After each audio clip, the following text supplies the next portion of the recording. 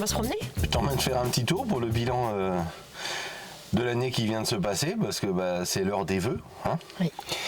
Donc on a beaucoup de choses à dire. C'est une année qui s'est globalement plutôt bien passée, mais on a quand même eu énormément de difficultés, qui s'est reporté beaucoup au niveau administratif et gestion d'atelier, Oui. parce que le phénomène malgré tout des crises depuis le Covid est toujours présent, qui nous complexifie énormément la gestion des pièces, la gestion administrative des projets, à savoir que tu dépenses environ, je ne vais pas exagérer en parlant de 800% de plus d'énergie qu'avant. Je passe aujourd'hui quasiment tout mon temps à gérer des, entre guillemets, situations de crise, de pièces qu'on n'arrive pas à trouver. Et ça a fait voler en éclats toute notre organisation. Donc il faut savoir qu'avant ces crises-là, on commandait une pièce. Nous, on paye tout cash dans le domaine d'activité, à part les fournisseurs de matières premières, mais on paye tout cash. Et donc tu commandais, allez, on va en gros 2 jours à 1 semaine, 2 semaines max après, on avait les pièces. Aujourd'hui, c'est plus du tout le cas. C'est-à-dire qu'on peut se transformer jusqu'à plus de 12 mois, on attend les pièces, donc ce qui fait que le projet, il est bloqué dans les box et on peut plus travailler dessus. Donc c'est extrêmement compliqué à gérer. Ce qui est compliqué, c'est le croisement des plannings pour l'ensemble de la fourmilière. Quand le projet est stoppé à cause des pièces, il faut passer sur un autre, etc. Donc ça, c'est vraiment, pas simple. Ça prend une place de dingue. Ça immobilise de la surface, c'est inimaginable. Et on a un coût de transport de pièces qui a monstrueusement explosé. Oui, là, le prix des pièces ont augmenté. Malheureusement, tout ça, c'est inexplicable. En fait, on n'arrive pas à trouver d'explication concrète. Mais ça n'empêche que c'est la complexité quotidienne. Alors c'est déjà une grosse pression pour nous. On va dire c'est le seul tableau noir de notre bilan de l'année, qui quand même est très pesant d'un point de vue moral. En plus, on a des clients qui, pour le coup, eux, s'impatientent, qui comprennent pas forcément, c'est normal bien évidemment, mais ils comprennent pas forcément ce qu'on subit au quotidien. Donc nous, on est quand même là, on est dans un domaine d'activité, on est plus là pour la passion que pour l'argent. On peut pas dire qu'on s'enrichit dans ce domaine-là. Là où on s'enrichit, c'est sur le facteur humain, sur l'expérience de vie qu'on peut vivre au quotidien avec la fourmilière ou avec les clients. Donc voilà, ça on va dire qu'aujourd'hui sur le bilan 2022, on est toujours un peu dans le même stade, ça évolue pas trop. Pas trop, non. C'est le seul point, un des seuls points critiques. Ouais. Alors ça se désengorge un peu, on a récupéré pas mal de retard, mais malgré tout, ça fait quand même 3 ans et... Il y a quand même des commandes que j'ai été obligé d'annuler parce qu'on n'a aucune visibilité, ça fait déjà 1 an qu'on attend et avec le client on ne souhaite plus attendre. Donc on a annulé des commandes, notamment de sièges baquets, enfin de choses un peu spécifiques. Et des pièces qu'on s'oblige du coup maintenant à refabriquer de nous-mêmes plutôt que d'attendre. Oui. Donc ça c'est un petit bilan quand même qu'on souhaitait faire, même si c'est un bilan un petit peu négatif, mais comme quoi tout n'est pas rose. Par contre il y a des choses qui sont elles extrêmement positives, c'est que les clients sont toujours aussi présents, nouveaux clients, donc on a beaucoup de projets en étude, et ça ça fait le plus chaud au cœur, heureusement qu'on a tout ça. Donc ce qui fait que c'est des projets que l'on prépare pour l'année à venir, des choses relativement sympathiques, des restaurations complètes, beaucoup de rénovations de véhicules modernes aussi récents, donc à la fois des véhicules de prestige GT comme les Ferrari qu'on voit là, ou les Maserati Gran Turismo qu'on est en train de commencer, où on a une réflexion carrosserie, des accastillages endommagés, les vernis soft, les carbones, etc. Et puis carrosserie, peinture, etc. Donc on se retrouve à faire des rénovations de véhicules de GT Prestige, etc. en intégralité, sellerie, carrosserie et entretien mécanique. On a également des véhicules, on va dire, plutôt courants, curieusement, où les gens n'ont pas forcément l'intention de changer leur voiture quotidienne, donc ils veulent pas acheter un 3 cylindres ou une voiture électrique, ce qui fait qu'ils nous font refaire leur véhicule. Les intérieurs souvent. Voilà, intérieur, sellerie complète, carrosserie, des gros anoblissements, parce qu'on a quand même des projets sur des Toyota 4x4 Land Cruiser où ils veulent refaire l'anoblissement complet du véhicule, c'est un exemple, il y a des Range Rover, il y a plein de voitures comme ça, donc ça c'est assez nouveau en termes de demande de marché. Voilà, et puis après tous les projets de restauration classiques, là je vois la petite R4 qui est là, qu'on va commencer intégralement, et puis les projets qui suivent leur cours, qui sont des projets de longue haleine comme la Porsche 901, qui eux sont quand même relativement complexes à gérer. Ça sera encore le fil conducteur sur une année, au moins. Ça va être encore le fil conducteur sur une année. Bon, ça c'est une bonne nouvelle. Donc on est toujours ouvert à toute demande de projet. On gère les projets sur demande. Donc on a beaucoup de demandes par internet.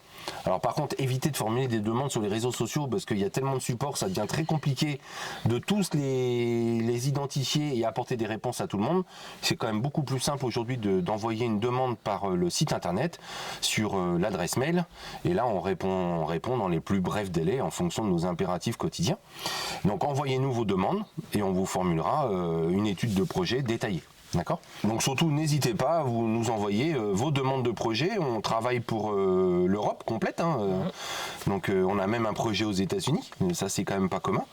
Et puis après, pour différents projets d'Europe, la Suisse, la Belgique, le Luxembourg, l'Angleterre, l'Espagne, un petit peu tout le monde. Et puis plein de projets sur l'ensemble des départements géographiques français. Ah oui, heureusement. La Corse aussi, les Antilles. Donc voilà, ça c'est chouette. Donc merci à vous les clients de faire appel à nos services et de nous faire confiance pour vos futurs projets. Voilà, ensuite on a la fourmilière quand même qui est extrêmement présente, investie. À la fois dans la partie atelier, projet et entreprise. Donc on a la chance d'avoir une équipe quand même passionnée, investie, soudée. Donc ça c'est un plaisir quotidien inestimable. C'est une chance énorme. Donc ça, pour ça, on les remercie infiniment. Oui. Je pense qu'on les remerciera jamais assez. Voilà, ça, mais bon, clair. après on les aime, donc je pense qu'ils le savent. Donc voilà, grâce à eux, on arrive à développer l'entreprise au plus haut niveau qu'on arrive à gérer. Et puis ça permet également, ils nous secondent dans la gestion des projets, dans l'établissement un petit peu des devis, des commandes de pièces, etc. Ce qui permet, toi, de décharger un petit peu de cette nouvelle surcharge de travail. Donc pour ça, merci beaucoup. Et puis je pense quand même qu'à nous tous, on fait quand même du bon travail. Ah oui. Alors on n'arrive pas à satisfaire 100% de nos clients, c'est compliqué. Les interprétations peuvent être variées d'un client à l'autre, mais quand même dans l'autre sens, je pense qu'on a... On travaille tous pour satisfaire au maximum. C'est notre motivation première de toute l'équipe, c'est qu'on est là tous pour se faire plaisir, clients et nous, pour être heureux. Et il y a la meilleure récompense quand le client a les yeux qui brillent quand il réceptionne son projet. Donc ça c'est top, donc merci pour ça. Ensuite, on peut parler de nos partenaires également, qui sont très présents, qui nous aident énormément. Et heureusement, partenaires et fournisseurs, sans qui ça serait encore plus compliqué. C'est vrai que j'ai certains fournisseurs sur qui je me décharge un petit peu quand j'arrive pas à trouver une pièce un peu spécifique, parce que l'année est spécifique, parce que cette année-là, il y a eu un tuyau spécifique, enfin bon bref. Je m'appuie beaucoup sur nos fournisseurs historiques, avec qui on travaille depuis 2013. Alors on pense bien évidemment à Séverine de Passion Auto. On fait énormément de Porsche et on a des Porsche qui sont très compliqués à gérer, des spécificités très fortes. Et elle nous apporte un maximum de réponses. Toutes les réponses. Il n'y a pas une réponse qu'elle ne m'apporte pas, en fait. Voilà. Étienne, de chez Central Parts USA. Alors ça, c'est pour toutes les parties pièces américaines. Qui est aussi un soutien... qui est énorme. Quand j'ai des spécificités aussi d'une américaine à une autre que je n'arrive pas à identifier, il est là, il me répond, il me trouve la solution, il me trouve la pièce. Donc ça, c'est effectivement parfait. Ensuite, on a tous nos fournisseurs de sellerie, nos fournisseurs de cuir, le fournisseur généraliste AD, bien évidemment, avec Alexandre. Autodistribution avec Alexandre, qui est aussi la personne qui s'occupe de nous historiquement depuis 2013. Depuis toujours. Depuis la création de l'entreprise. À qui à chaque fois que je demande quelque chose me trouve une solution. Donc on a également nos fournisseurs comme SGI, SATA, donc, et puis PPG. Donc il y a Armand Bailly de chez SGI, et puis il y a Monsieur Leleu de chez PPG. Donc et mine de rien, on est confronté aussi aux problèmes d'augmentation des énergies qui sont très problématiques. Donc ça c'est assez nouveau. Donc on se retrouve par exemple avec 240% d'augmentation d'électricité. D'accord. L'augmentation du coût du gaz également. Pour l'instant on ne connaît pas la valeur exacte. On ne connaît pas la valeur, mais pour l'augmentation du coût du gaz, on a le matériel DGI qui nous permis de réduire les consommations de matières premières. Donc ça, c'est le système Eurosider qui fonctionne très très bien. Pour l'instant, le bilan est très positif. Donc c'est un investissement important matériel, mais qui nous réduit considérablement le coût matière. Et on a des produits comme PPG qui ont développé un nouveau vernis qui est en prise rapide avec un étuvage quasiment réduit ou carrément presque on ne met pas. Voilà. Donc c'est sûr qu'au niveau consommation de gaz, c'est pareil, le coût d'énergie est augmenté, est amélioré.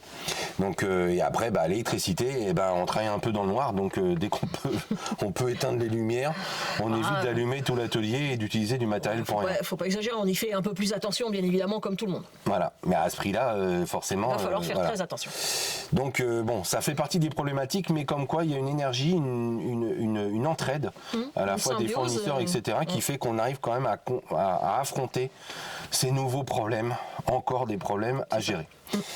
Donc ça c'est chouette. Ensuite, on a les réseaux sociaux qu'on a quand même beaucoup développés cette année. Toi surtout, et Clément, bien évidemment. Alors ça fait 1 an et demi qu'on développe ça. Il y a Clément qui nous a rejoint, qui est juste derrière la caméra, qui permet de me décharger moi en charge de travail, parce que mine de rien, gérer les réseaux sociaux nous demande environ 2 à 3 jours d'investissement hebdomadaire. Donc ça, on vous fera une petite vidéo dédiée là-dessus, mais entre l'ensemble des rushs, on fait environ 300 rushs par semaine, qu'il faut ensuite assembler et ensuite gérer l'introduction, les tournages, les introductions de chaque sujet. Donc, et après, on se retrouve avec une demi-journée de montage sur le logiciel pour vous présenter la meilleure vidéo dans le but de partager notre passion, de partager notre quotidien. Alors, pas que ça, parce qu'effectivement, vous partagez, mais ça nous fait une banque de données, nous, projet par projet. Oui. Qui est aussi utilisé quotidiennement pour les restaurations des autos. Et les clients leur permettent de suivre leur projet à distance. Quand on a des clients qui ne sont pas forcément à côté, cette fameuse Wixtory, donc ce support qu'on propose toutes les semaines, leur permet de suivre les avancements de projet. Et puis ça permet de partager auprès de tous les passionnés notre méthodologie quotidienne de travail, nos confrontations, nos problématiques à gérer, etc. La vie de tous les jours. Et ça, en totale transparence, on ne cache rien, donc on est très fiers de pouvoir mettre ça en place, mais l'investissement temps est quand même colossal, quoi. Et le matériel, vous m'avez fait dépenser. On a dépensé beaucoup d'argent, de caméras, etc. Donc merci pour ça de nous suivre sur les réseaux sociaux. Donc on est maintenant présent fortement, évidemment, sur Facebook, sur Instagram et sur YouTube. Donc la chaîne est quasi à jour. On met à jour les anciennes vidéos qui ont été publiées sur Facebook, et les Wixtory sont publiées maintenant sur les 2 supports. Donc en gros, tous les vendredis, voire samedi si on est en retard, vous pouvez retrouver les Wixtory. Et puis n'hésitez pas à partager, à liker, à mettre la petite cloche, enfin tout ce qu'il faut faire sur les réseaux sociaux. Il y a beaucoup de choses à faire, et à nous mettre des commentaires. Et à ce sujet-là, si vous avez des idées pour améliorer cette passion, ce partage de la passion, n'hésitez pas à nous les soumettre, vous nous envoyez des messages, vous venez nous voir, et on verra ce qu'on peut mettre en place pour améliorer ça. D'accord ? Donc on a plein de supports, on a la Wixtory, on a la Project Story, on a les Job Story, donc à la fois sur des suivis de projets ou des problématiques métiers, de gestion de métiers. Donc on essaye de partager un maximum de choses avec ce qu'on appelle maintenant les rouleurs. Voilà, donc ça, super pour ça. Qu'est-ce qu'on peut dire également ? On peut ne pas oublier Vintage Mécanique, qui est quand même très important pour nous. Et on est dans un projet phare de la saison 7. Donc d'ailleurs, on est à côté des 2 projets de la saison 7. Tout à fait. Donc c'est des projets, il faut savoir, qui ont été finis de tourner il y a quelques semaines seulement. Enfin, il y a maintenant 1 ou 2 mois, qui ont été diffusés donc, en avant-première sur RMC Découverte.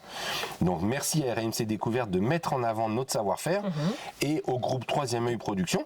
Alors là, on a un staff d'équipe qu'on aime depuis maintenant 7 ans, qu'on tourne, avec l'émission de la 205 GTI, qui est l'émission pilote. Tout est parti de là. Et là aussi, il y a une famille, une deuxième famille qui s'est mise en place, parce que c'est des équipes qui sont soudées, qui sont une gymnastique vintage mécanique qui est bien ancrée. Tout à fait. Et on a une bonne maturité. On a la même quasiment depuis le départ. Et ça, c'est vrai que c'est chouette. On a pris un grand plaisir à travailler avec eux encore cette année. Alors on voit un petit peu moins Karim, qui nous suit depuis le départ, qui reste quand même le rédacteur en chef de l'émission, mais on a Audrin. C'est-à-dire qu'il y a de plus en plus d'émissions. Donc, il faut savoir quand même que là, pour la saison 8, on est en plein tournage et on tourne 25 émissions au total. C'est un record. On en a fait 17 pour la saison 7, ce qui était déjà un record, et là, on en tourne 25. Ce qui fait qu'on va voir arriver des nouveaux restaurateurs, des confrères, parce qu'on ne peut pas tourner les 25 émissions à nous tous. Nous, normalement, on en tourne 3 cette saison, ce qui est déjà un record pour nous aussi, avec des projets, mais colossaux, des gros chantiers. Donc on est en phase de travaux sur ces chantiers-là. Donc je pense que vous allez vous régaler. Voilà, j'espère que vous avez apprécié ces 2 émissions-là. Alors c'est des véhicules qui sont en cours de fiabilisation. On est en train de terminer. La BMW, c'est un client qui vit aux États-Unis, qui doit venir courant janvier réceptionner les travaux. Tout à fait. Et on a la 403 ici qui va être exposée à Rétromobile, parce qu'on sera présent sur le salon Rétromobile. Donc fin janvier. C'est quoi les dates ? Début février. Début février. Première semaine de février. D'accord, première semaine de février. Donc voilà, donc on sera présent sur le stand habituel, porte de Versailles. Voilà, donc on va exposer 2 voitures. Donc n'hésitez pas à venir nous voir avec grand plaisir, à la fois pour des futurs projets, bien évidemment. On prendra le temps de vous répondre sur des demandes particulières de projets de restauration. Et puis tous ceux qui nous suivent, c'est l'occasion également de se rencontrer, de sympathiser, de faire des photos, etc. Donc ça, c'est toujours un grand moment de plaisir. Voilà. Donc Vintage Mécanique, c'est pas terminé, il y a un gros travail en perspective. Et voilà, et avec Audrin et avec toute l'équipe, on continue à développer ces projets. Moi, je m'y investis énormément parce que je prends un plaisir dingue. C'est une récréation, mais c'est un investissement travail colossal. On rédige tous nos scénarios. On essaye d'apporter un maximum de contenu technique et divertissant, parce qu'on est là aussi un peu pour s'amuser, pour déconner. Et montrer les métiers. Et montrer le savoir-faire, montrer la passion de nos métiers. Donc ça, Vintage Mécanique, affaire à suivre pour la saison 8, qui sera diffusée courant 2023. Et le 8 étant nos chiffres fétiches. Voilà. Voilà, bon bah voilà, je pense qu'on a fait un bilan général. Qu'est-ce qu'on peut dire? Souhaiter les meilleurs vœux pour 2023. Les meilleurs vœux à la terre entière pour 2023. Pitié 2023, essayez de nous lâcher un petit peu de pression pour que ça se déroule un peu plus sereinement. Roule tout simplement. Voilà, ça roule, qu'on puisse refaire notre travail tel qu'on faisait avant le Covid. Donc on vous souhaite vraiment le meilleur pour cette année 2023. Beaucoup de plaisir. Beaucoup de plaisir. Roulons beaucoup. Profitons de nos voitures, faisons-nous des balades avec des hôtels, des restaurants, essayons de se retrouver tous ensemble à se faire des belles balades, profiter de notre beau pays. Ça, il faut en profiter sans modération, moi je dirais, parce que ça c'est que du bonheur. C'est une bouffée d'oxygène à chaque printemps pour nous. Dès qu'on ressort de nos voitures, on se balade, on respire. Donc voilà, on vous souhaite vraiment de tout cœur, alors au nom de la Fourmilière, de nous deux, plein de bonnes choses pour cette année 2023. Et puis on dit quoi? À l'année prochaine. Et puis, affaire à suivre. Affaire à suivre. Ciao.